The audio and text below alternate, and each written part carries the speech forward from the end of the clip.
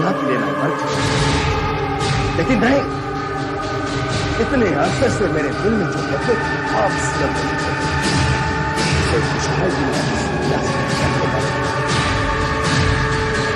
जाना तो मुझे पड़ेगा इस दुनिया से दूर, जहां वो पूरी तरह से कष्ट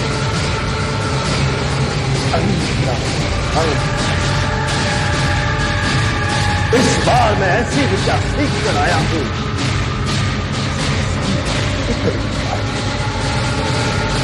इसी में तेरी हार है। हार की कारण होगी वो औरत जिसके सर में काबू पा लूंगा। जय महाकाल, मेरा इतने लंबे अरसे बाद महाराज एक शहर में आए हैं, बस एक बार उनके मुझे दर्शन हो जाए तो मेरी भी सारी मुसीबतें दूर हो जाएगी। आशीर्वाद में इतनी शक्ति है कि जिसके सर पे हाथ रख दो उसकी जिंदगी से उतर जाए। हाँ, कितना प्रकोप है गुरुजी में, तुम तो आना ही नहीं चाहती थी। अच्छा हुआ जो तुम जिद करके लेके आई। पता है, जब महाराज जी ने मेरे सर पर हाथ रखा था ना, तो मुझे ऐसा लग रहा था जैसे मैं दूसरी दुनिया में पहुंच गई। अरे हाँ, तू तो बहुत देर के लिए वहाँ बैठकर बातें कर रही थी। क्या बातें हो रही थी? जिंदगी और कर्मों के बारे में इतना अच्छा प्रवचन दे रहे थे कि अगर मैं तुम्हें शब्दों में सुनाने जाऊं तो मुझे शब्द ही नहीं मिलेंगे। पता है, उन्होंने कहा कि जब भी मेरा मन करे मैं आश्रम में आ सकती हूँ। भक्तों के लिए उनके द्वार हमेशा खुले हैं। अरे ये तो बहुत ही अच्छी बात है। चलो मैं निकलती हूँ, बच्चे इंतजार कर रहे होंगे। हाँ? कहाँ जाना?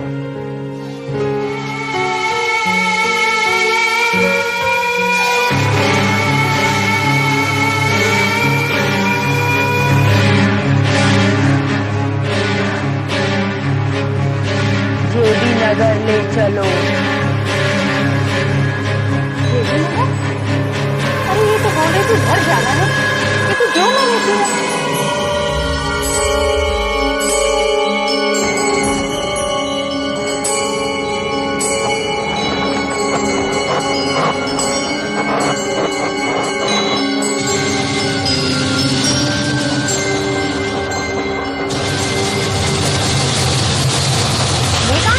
जेपी नगर। जेपी नगर? लेकिन मैंने तो झूठ कहा था। चलो ऑटो घुमाओ। रिक्शा वाले भी बड़े बदमाश हो गए। उनको तो बस बहाना चाहिए मीटर बनाने का, ताकि मीटर बढ़ाते रहे। और क्या बात है निशिता जी, बड़े गुस्से में लग रही हैं आप। अब गुस्सा नहीं आएगा तो और क्या होगा। वो रिक्शा वाला मुझे जेबी नगर तक ले गया और कह रहा था कि मैंने उसे कहा जेबी नगर जाने के लिए। मैं भला उसे जेबी नगर जाने के लिए क्यों कहूंगी? आश्रम से घर तक मैं 15 रुपए में आ जाती, लेकिन उसने 40 रुपए का मीटर बना दिया। आश्रम? आप किसी आश्रम में गई थी? हाँ, सुमन मुझे जबरदस्ती से ले गई थी, लेकिन अच्छा हुआ कि वो ले गई। महाराज जी की बातें सुन के बड़ा अच्छा लगा। ऐसा लगा जैसे जिंदगी को एक नया रुख मिल गया है। पोटली? हाँ, ये महाराज जी ने दी।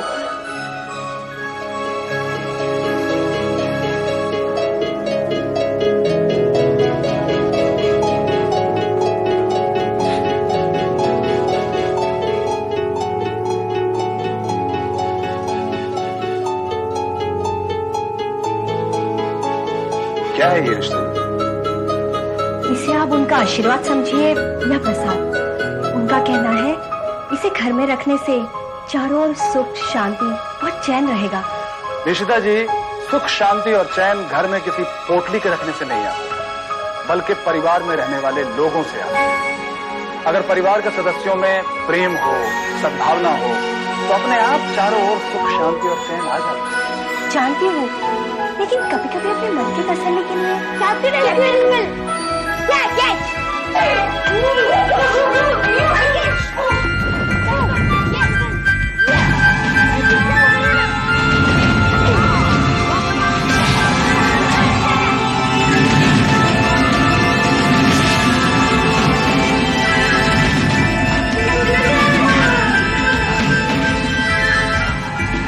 बच्चों के साथ तुम बिल्कुल बच्चे बन जाते हो बाबू। बाबू?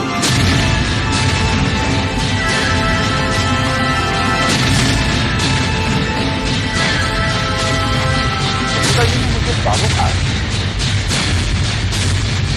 लेकिन बाबू कहकर तो मुझे सिर्फ वो पुकारते थे।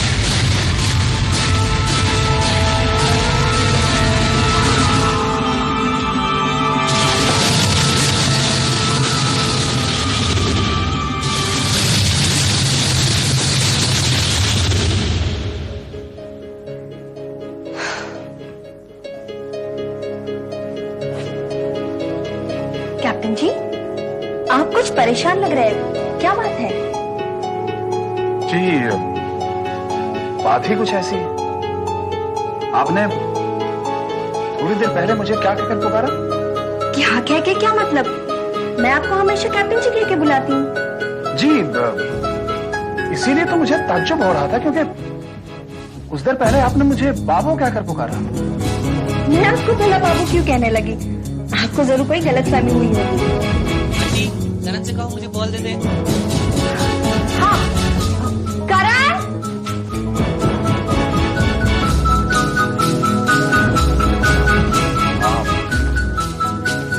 शायद मुझे से कोई गलतफहमी हुई होगी, क्योंकि मिस्टर तो बिल्कुल नहीं जानती कि किसी जमाने में मुझे कोई बाबू कहकर पुकारती थी, बल्कि सिर्फ वही तो थी जो मुझे बाबू कहकर पुकारती थी। बाबू, बाबू, बाबू, बाबू, बाबू, इतने कितने से पुकारे हो तुम मुझे? सुनी नहीं रहा? तुम मुझे अगर मेरे नाम से पुकारोगी तो मैं सुनूंगा ना, तब से तुम बाबू बाबू पुकारे जा रही हो।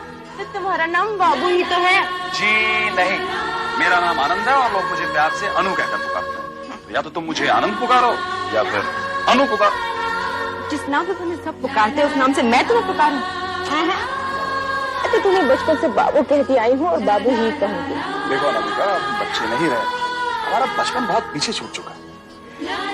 शुक्र है तुम्हें ये एहसास होगा कि अब हम बच्चे नहीं हैं। बाबू, बाबू!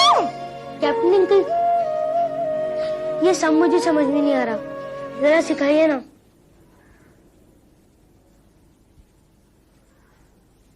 आओ।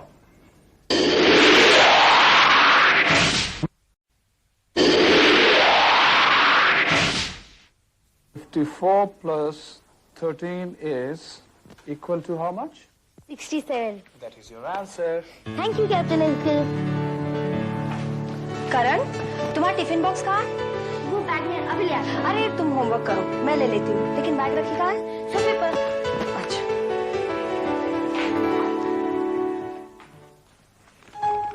बाप रे, कितना वजन है इस बैग का? कितनी किताबें ले जाने पड़ती है बच्चों को?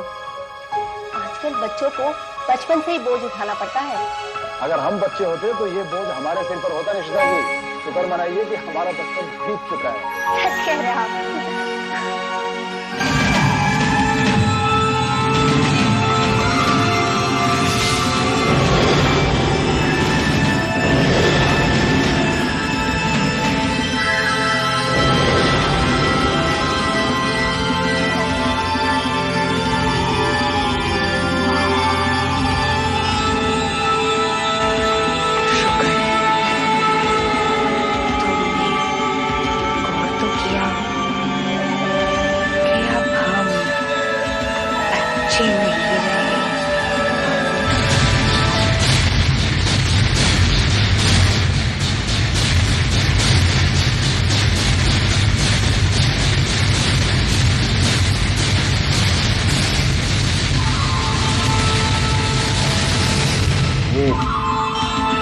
आप क्या कह रहे हैं? अच्छी तरह से जानते हो मैं क्या कह रही हूँ।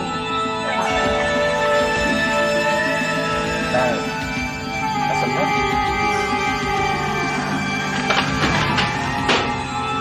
इतने भी नाम से कब तक मुंह फेरते रहोगे? कब तक जानकर भी अनजान बनते रहोगे? जानकर क्या जान?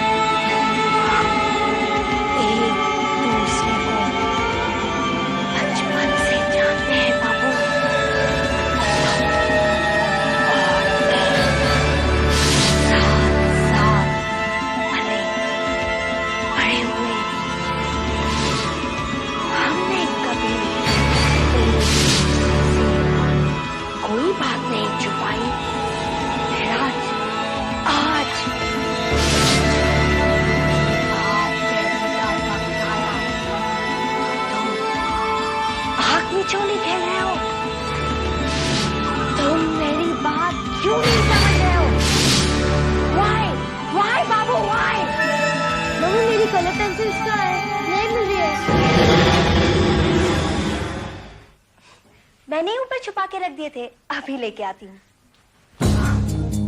एक दूसरे को बचपन से जानते हैं बाबू, साथ साथ पले बड़े हुए। हमने कभी एक दूसरे से कोई बात नहीं छुपाई। फिर आज जब दिल की बात कहने का वक्त आया तो तुम मुझसे आखिरी जोली कर रहे हो। तुम मुझे समझने की कोशिश क्यों नहीं कर रहे हो बाबू? क्यों नहीं समझ रहे हो मुझे? अनामिका, मुझसे बेहतर तुम्हें और कौन समझ सकता है? बचपन से लेकर आज तक तुम ही तो मेरी सबसे अच्छी दोस्त रही हो। क्या ये रिश्ता दोस्त तक सीमित रहेगा? इस रिश्ते को इतना मामूली मत समझो अनामिका। ये रिश्ता सदियों से चला आ रहा है। ये पैदाइश के साथ नहीं आता, यहाँ आकर लोग इसे बनाते हैं।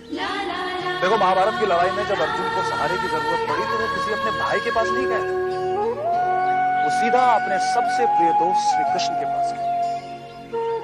बहुत अहमियत रखता है ये रिश्ता, और यही रिश्ता मुझे और तुम्हें निभाना है। हो सबसे अच्छी दोस्त रहो। एक सवाल पूछो। तुम्हारी जिंदगी में कोई और लड़की है क्या?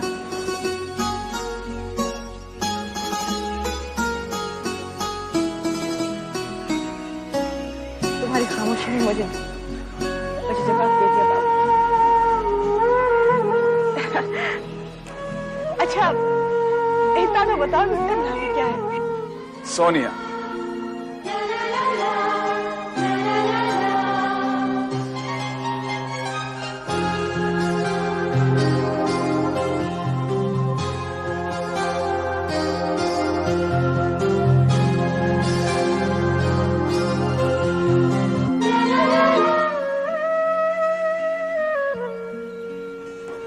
जो रिश्ता मैं तुमसे जोड़ना चाहती थी बाबू, उस रिश्ते से ज्यादा कुछ तुम्हें सोनिया दे पाएगी या नहीं, ये मैं नहीं जानती। हाँ, इतना जरूर जानती हूँ कि अगर तुम्हारी खुशी इसी में है तो मैं तुम्हारी खुशी के बीच में नहीं आऊंगी। आज के बाद इस बात का जिक्र भी तुम्हारे सामने नहीं होगा, बल्कि मैं तुम्हारे सामने ही नहीं आऊंगी, क्योंकि अगर तुम्हारे सामने आई तो मुझे उस वक्त बीती हुई बात में याद आएगी और मुझे रुसवाइयों के सिवा कुछ नहीं मिलेगा।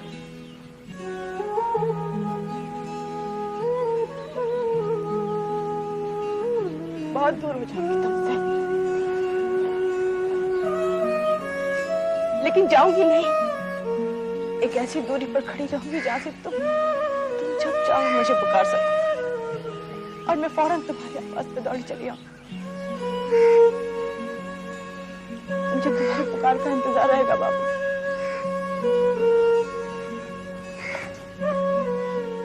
अनामिका, अनामिका, अनामिका। कुछ कहा आपने? जी, मैं आपसे ये पूछ रहा था कि करण को आप कलर पेंसिल देने गई थी, उससे पहले जो आप बातें कर रही थी वो आपको याद है? मैंने कहा आजकल बच्चों को बचपन से ही बोझ उठाना पड़ता है, और आपने कहा कि अगर हम बच्चे होते तो हमें ये बोझ उठाना पड़ता, और फिर आपने कहा कि शुक्र मानिए कि अब हम बच्चे नहीं रहे। उसके बाद? और उसके बाद फिर मैं करण के पेंसिल लाने ऊपर चली गई। और आपने कुछ नहीं कहा? ये हो क्या रहा है? कभी मुझे निशिता जी की बातें सुनाई देती है, कभी अनामिका की बातें सुनाई देती है। मुझे हो क्या रहा है? कहीं ये मेरा भ्रम तो नहीं?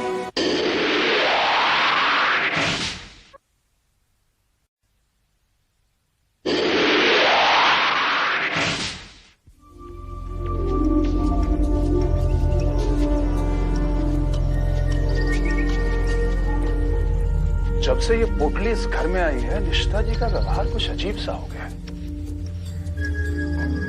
लेकिन ये मेरा भ्रम भी तो हो सकता है।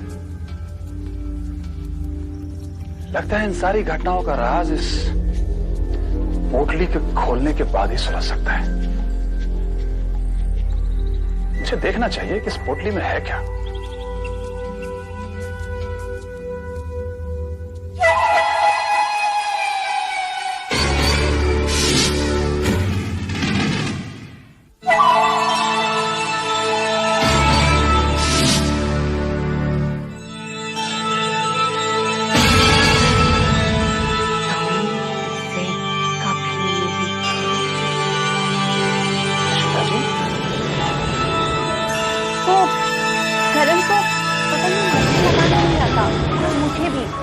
आप उसे सिखा देंगे?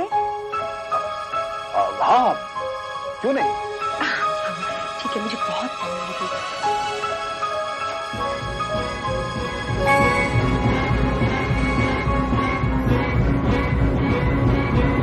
साधु की दी गई पोटली और निष्ठा जी के व्यवहार में जरूर कोई संबंध है, मगर क्या? जल्दी इस राज पर से पर्दा हट जाए उतना ही अच्छा है, क्योंकि अगर ये ऐसा ही चलता रहा तो मैं चैन से बैठ नहीं पाऊंगा। बच्चों, इस धागे को यहां से डालते हैं और यहां से। अरे भाई, बिल्कुल संभाल कर, ये लो। कैप्टन अंकल, मैं बस एक ही पतंग है। मैं इसे नहीं तोड़ रहा हूं, अभी ये तैयार है तुम्हारे लिए, लो।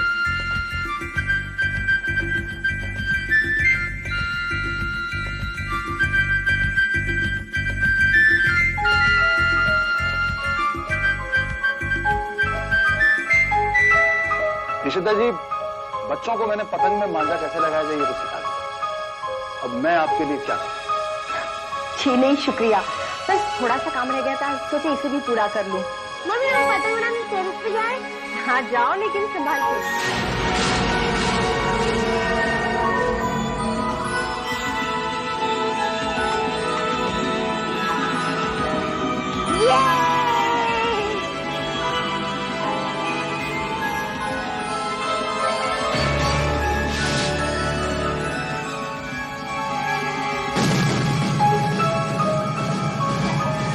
तुमने मुझे बहुत इंतजार करवाया बाबू।